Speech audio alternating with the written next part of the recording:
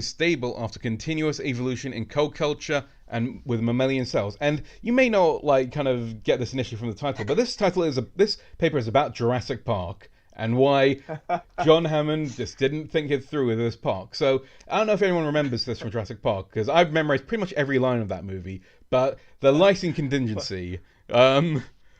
Oh, I didn't realize they had built in oxytrophy into the Jurassic Park animals.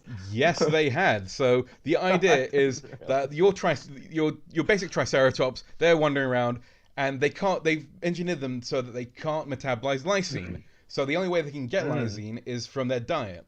So the idea would be that if we stop giving them it synthetically, then that means that these dinosaurs will drop dead. Because they won't be able to get lysine. Except the problem is you have to lysine is something quite common in foods. So yeah, it's a key amino acid that carnivores can get from meat and herbivores can get through some vegetables. It's just like the amount that's available.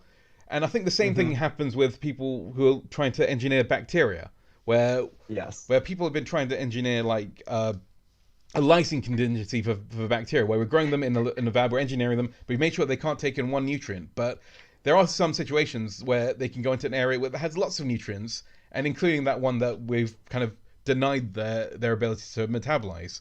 So so what this paper is saying is okay, this lysine contingency, your park's going to go out of control, dinosaurs are going to take over the world. I mean, I haven't been outside in a long while, but according to Jurassic Park continuity, dinosaurs are out there right now.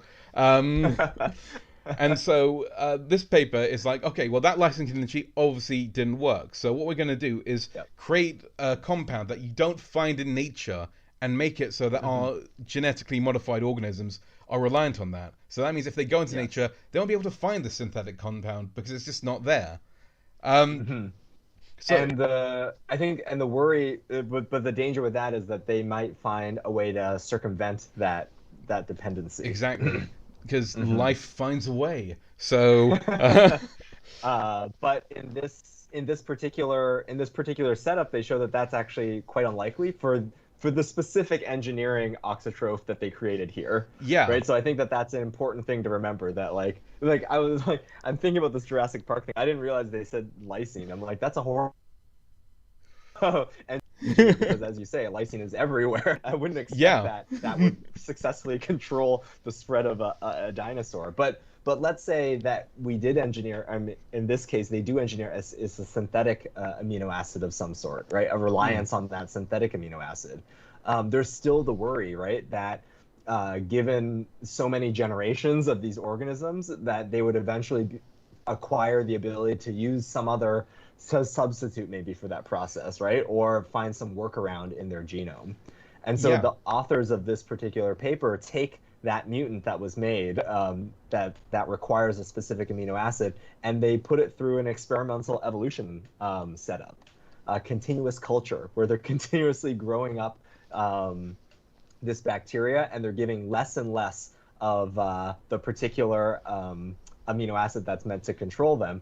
And they find that they never really evolve to stop using it. They evolve ways to use it more efficiently, but never to completely escape that dependency. And so that's over many, many generations. And I love this picture. This is also so close to my heart, because this is a DIY setup. At least it was published a couple years ago. I remember reading about it. All the plans are available, so you can do these types of continuous evolution experiments. And we've talked about continuous evolution before.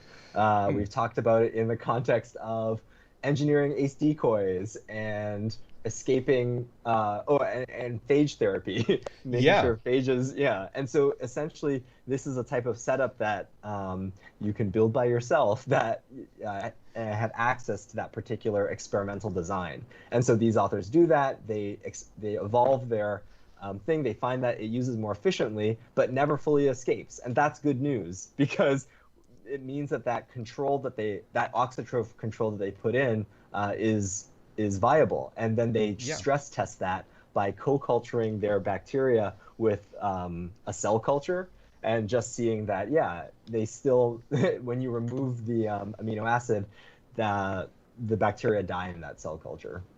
So their basic assertion is life can't find a way. And I think it's important to highlight that they chose this very specific, right? It's only true in this one sense that they've illustrated, right?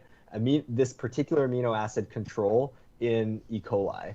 And that it's promising because it shows us that this technique is viable, but of course in every different control strategy that you that one could imagine and implement, like you'd have to sort of redo this experiment, right, to validate that it indeed is there are no escapes, because we don't know, right? Like, yeah, we don't know in evolution like what pathways someone can find in that large network of genetic structure.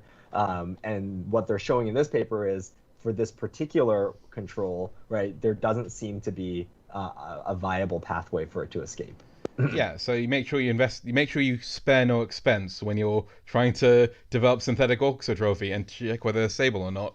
Yeah, and I think I just want to throw it out there. This is another use for directed evolution and continuous evolution, right? Is like, oh, it's also not even to make something, but to test whether or not something will remain over several cycles. Yeah.